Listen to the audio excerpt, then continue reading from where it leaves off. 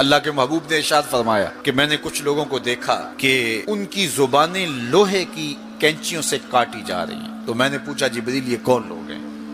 تو کہا حضور یہ آپ کی امت کے فتنہ پرور خطیب ہیں، جو کہا کرتے تھے ان کا اپنا وہ عمل نہیں ہوا کرتا تھا.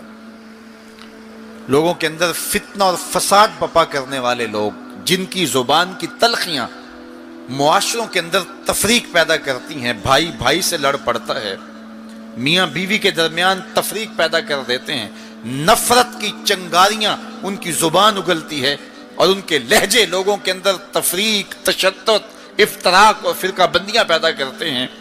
تو ایسے لوگ قیامت کے دن ان کی زبانیں لوہے کی کینچیوں سے کاٹ دی جائیں گی، جس کی صورت اللہ کے محبوب پہلے ہی ملاحظہ فرما چکے. اللہ کے محبوب علیہ السلام فرماتے ہیں میں نے ایک منظر دیکھا کہ ایک سوراخ ہے، اس سے ایک بیل نکلتا ہے، نکلنے کے بعد دوبارہ گھسنے کی کوشش کرتا ہے لیکن گھس نہیں پاتا. جبریل نے کہا کہ حضور یہ ان لوگوں کی مثال بیان کی ہے جو زبان سے بڑا بول نکال دیتے ہیں اور پھر دوبارہ اس کو لینا چاہتے ہیں تو پھر وہ واپسی نہیں ہو سکتی. بعض اوقات آپ کوئی ایسی بات کر دیتے ہیں جس سے فتنہ پھیلنا شروع ہو جاتا ہے، جس سے شر پھیلنا شروع ہو جاتی ہے، جس سے لوگ آپس میں الجھ پڑتے ہیں. تو آپ آرام سے زبان سے کوئی جملہ نکال دیتے ہیں لیکن بعد میں اس کو واپس لینا چاہیں لیکن وہ شر پھیل چکی ہوتی ہے. تو اسی لیے ہمارے بزرگوں نے ہمیں یہ کہا ہے کہ بولنے سے پہلے 100 مرتبہ بات کو تول لو، غور کر لو، فکر کر لو. کمان سے تیر نہ نکلا ہو، آپ کے پاس اختیار ہوتا ہے کہ جب چاہو اس کو پھینک لو، لیکن جب آپ کمان سے تیر چھوڑ چکے ہوں تو پھر آپ کا اختیار ختم ہو جاتا ہے. پھر وہ زخمی کرے، کسی کی موت کا سبب بنے یا وہ تیر ضائع چلا جائے، پھر تمہارا اختیار نہیں ہوتا. تو بولنے سے قبل ضرور سوچو کہ میری زبان سے نکلا ہوا کوئی جملہ اس معاشرے پر کیا اثر پیدا کرے گا. ہر بندے کو اس وقت بولنے کی جو لت ہے، اور آج کل تو وہ سوشل میڈیا کے اوپر جو من میں آیا تنہائی میں وہ لکھ دیا اور لکھ کے معاشرے کے اندر لوگوں کے اندر وہ چیز وائرل کر دی، جس طرح کی تصویر چاہا ڈال دی، لیکن پھر بعد میں وہ آپ کے اختیار میں چیز نہیں رہتی ہے.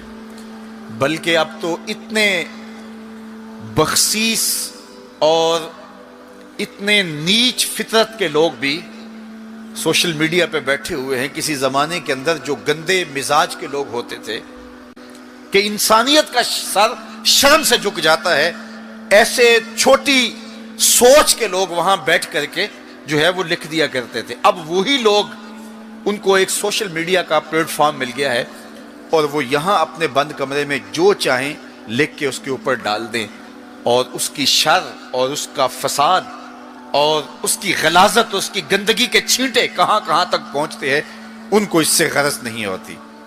تو ایک ایک حرف جو زبان سے نکلتا ہے، تمہارے قلم سے نکلا ہوا ایک ایک جملہ، اس کا حساب ہونا ہے قیامت کے دن. ایک ایک چیز کے بارے میں پوچھا جائے گا.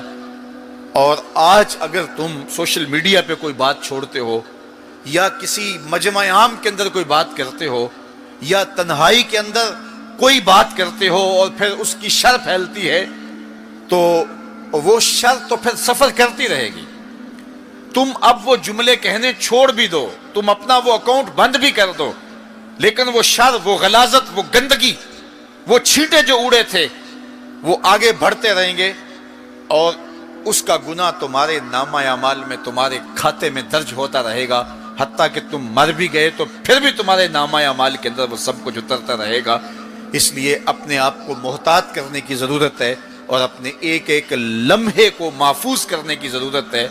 اپنے وقت کو قیمتی جانو.